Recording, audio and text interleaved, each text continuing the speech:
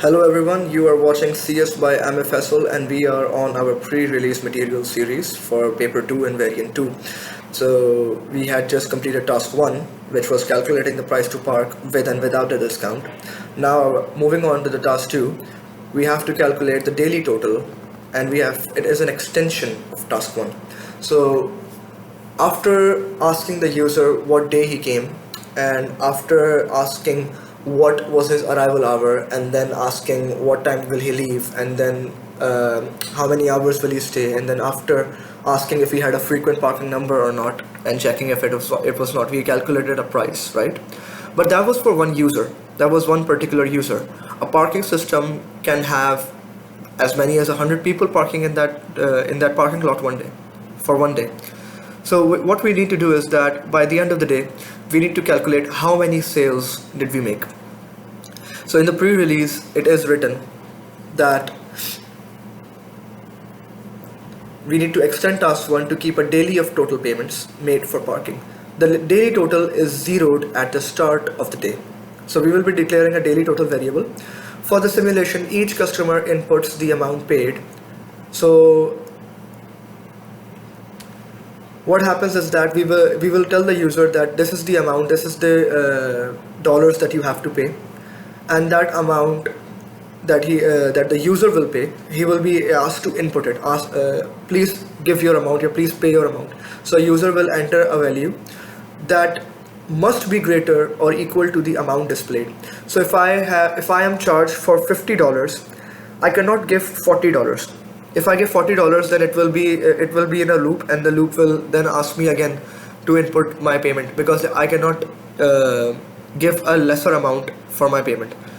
So I can give either $50 or I can give $60, but I cannot give $40 if my payment was $50.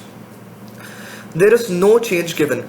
So what a good news is that you don't need to write another line of code to calculate the change. If you have a bill of $50 and you are paying $100, then the machine will just accept the $100 and will give you nothing back. So the amount input may exceed the amount displayed. Each customer payment is added to the daily total, and this total is displayed at the end of the day.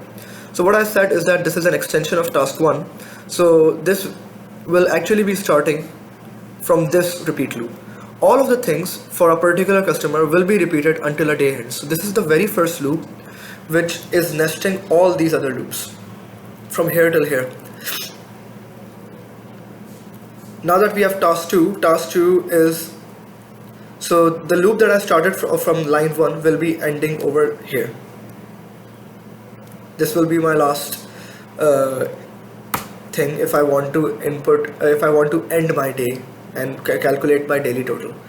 So now in task 2, what I have to do is that I will ask the user that your amount due and parking price. So this is your amount due, you have to pay this price, and the price will be displayed, and then a user will be asked to enter the amount, and another variable will be price paid, in which the user input will be stored, and it should be greater than or equal to parking price. If it is not, then the loop will keep on repeating itself. Once the loop ends, a daily total variable will add the price paid into its value and will be incremented or appended every time a new price or a new customer pays.